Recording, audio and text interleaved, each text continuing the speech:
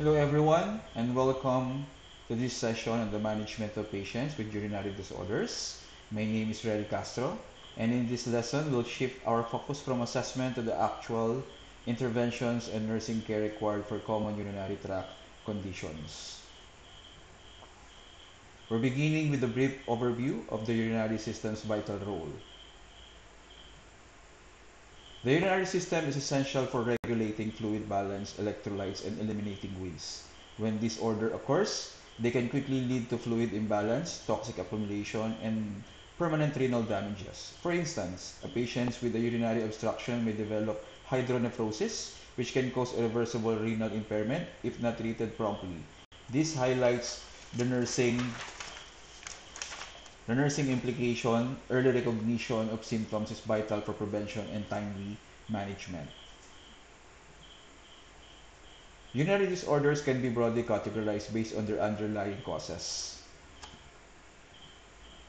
We classify them into four groups: infectious conditions like UTIs and pyelonephritis, inflammatory conditions such as cystitis, and glomerulonephritis, obstructive issues including urinary calculi or stones, your benign prostatic hyperplasia or BPH, and strictures, and finally, functional disorders like incontinence, retention, or neurogenic bladder.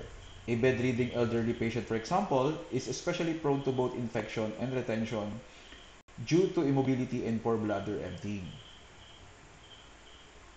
Understanding the pathophysiology is key to effective management. Urinary disorders often involve inflammation, infection, or obstruction that disrupts the normal flow of urine. For example, an E. coli infection can ascend from cystitis to pyelonephritis, potentially leading to sepsis. Alternatively, an obstruction can cause urinary stasis, which promotes stone formation and eventually leads to hydronephrosis. Nurses must understand how these processes interrelate to anticipate and prevent complications. Let's look at the main risk factors that predispose patients to these conditions. First is biological factors, include female anatomy, aging, and prostate enlargement in men. Behavioral factors involve poor hygiene, dehydration, the use of catheters, and sedentary lifestyle. Medical factors include conditions like diabetes, pregnancy, spinal injury, or immunosuppression. As a clinical note, diabetic patients are particularly prone to UTIs because the glucose in their urine promotes bacterial growth.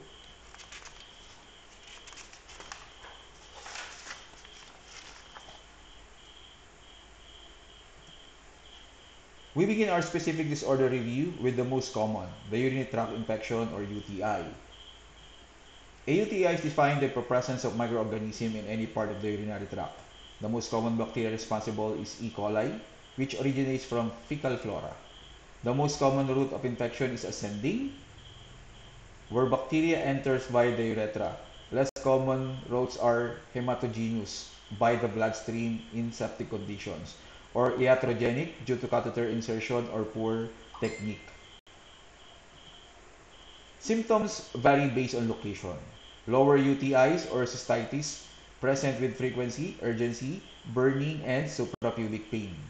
Upper UTIs or pyelonephritis are more systemic, involving fever, chills, flank pain, and malaise. Critically, in the elderly, symptoms can be masked.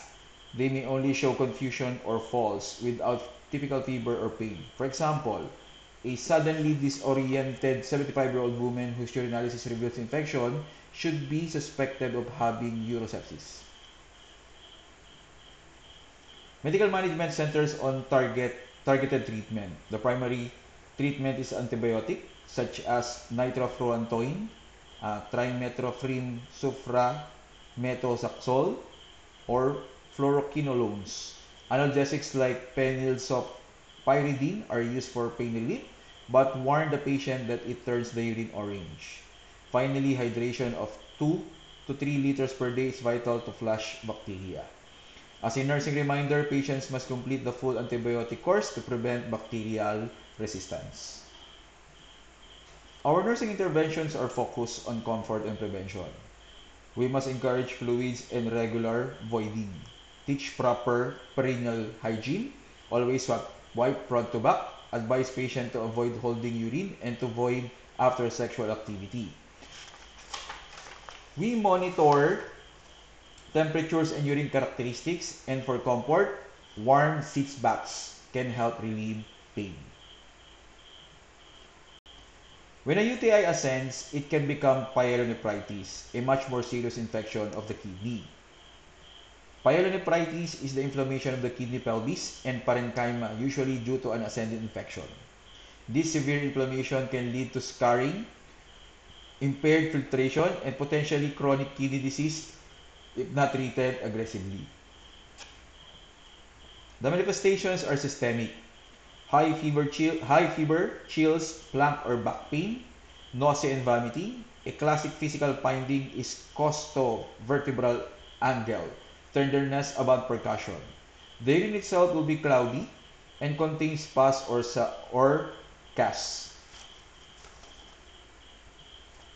Management often requires hospitalization for severe cases. Treatment involves IV antibiotics like ceftriaxone or gentamicin, rigorous pain control, fluid therapy, and rest. As the nurse, your role is to monitor urine output, vitals, and hydration status, and to educate the patient on the critical importance of medication adherence. Our next disorders is urinary calculi or kidney stones. These stones form due to the crystallization of minerals such as calcium, uric acid, or struvite. Predisposing factors include dehydration, a diet high in purines or oxalates, and urinary stasis. For example, a combination of excess spinach, which is high in oxalates, and low water intake can promote the formation of calcium oxalate stones. The defining manifestation is the excruciating pain known as renal colic. This is flank pain that often radiates down to the groin. Other symptoms include hematuria, nausea, vomiting, and potential urinary retention. The pain intensity is directly related to the stone size and location. Management depends on the stone size. For small stones, we encourage manage fluids, manage pain, and instruct the patient to strain their urine to catch the stones. Large stones may require lithotripsy, which uses shock waves or surgical removal. Dietary modifications are crucial. Patients with uric acid stones need a low purine diet, while those with calcium oxalate stones must avoid foods like spinach, chocolate, and nuts. Our care is focused on passing the stone and preventing recurrence. We encourage at least 3 liters of fluid per day unless contraindicated. We must strain all urine for stones and carefully document the findings. Effective pain management with prescribed analgesic is a top priority. Finally, patient teaching should emphasize prevention, a balanced diet, exercise, and hydration. Next is glomerulonephritis, an inflammatory disorder. Glomerulonephritis is the inflammation of the glomeruli, the kidney's filtering units, and often follows a streptococcal infection. It's an autoimmune reaction where antibody complexes damages the delicate glomerular capillaries. Clinical signs include cola-colored urine due to hematuria, facial edema, hypertension, oliguria or low urine output, and mild proteinuria. A classic example is a 10-year-old who develops puffy eyes and dark urine about 2 weeks after a sore throat. Medical management includes antibiotic like penicillin to treat the underlying infection along with antihypertensive and diuretics to manage fluid balance. And blood pressure. Nursing care involves strict intake and output monitoring and daily weights to detect fluid retention. The patient should be on bed rest during the acute phase and follow a low sodium, moderate protein diet. We now cover the 2 major functional disorders, retention and incontinence. Urinary retention is the incomplete emptying of the bladder or the inability to void. Common causes are prostate enlargement, anticholinergic drugs, or spinal injury. Management involves catheterization, use of a bladder scan, To measure residual volume and bladder training, a nursing tip: avoid cold environment, which can trigger the detrusor muscle spasm. Urinary incontinence is the involuntary loss of urine. Types include stress urge, overflow reflex, and functional incontinence. Causes range from weak pelvic muscles, aging, nerve damage to childbirth. The impact is significant, causing embarrassment, skin breakdown, and social withdrawal. Nursing management for incontinence focuses on rehabilitation and support. Key intervention include teaching Kegel exercises to strengthen pelvic muscle, implementing time voiding and bladder restraining, and providing absorbent products and meticulous skin care. Crucially, we encourage fluid intake, not restriction, as concentrated urine can irritate the bladder.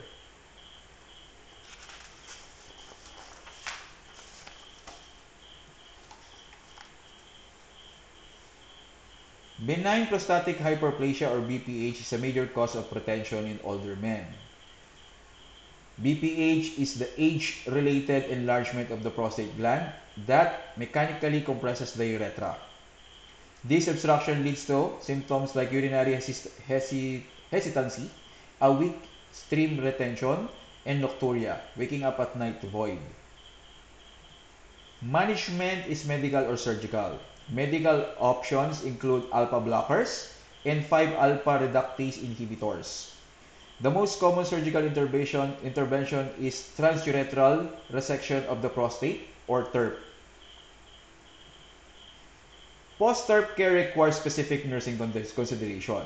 The primary one is to maintain continuous bladder irrigation to prevent blood clots from forming. You must monitor the urine color, which should progress from red to pink and eventually clear.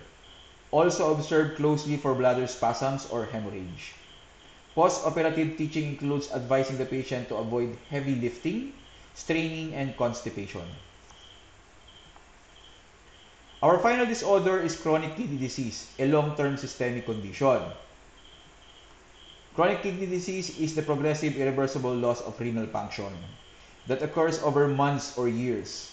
It is staged according to glomerular filtration rate, or GFR, ranging from stage 1, mild damage, to stage 5, which is end-stage renal damage. Management aims to slow the progression and treat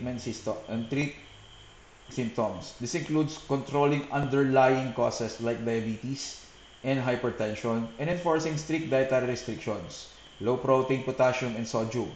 Medications include erythropoietin, phosphate binders, and antihypertensives. As a final option, the patient will require dialysis or even a kidney transplant. The nurse role on CKD is extensive and multidisciplinary. We must rigorously monitor daily weight, intake, output, and electrolytes. Our care prevents secondary issues like infection and injury. Most importantly, we provide crucial emotional support and education on the necessity of dialysis compliance. We have now covered the management of the most common urinary disorder. Okay. Let's review the key takeaways. Early assessment and timely management are paramount to prevent irreversible renal damage. We must promote and teach patients to maintain adequate hydration and proper hygiene.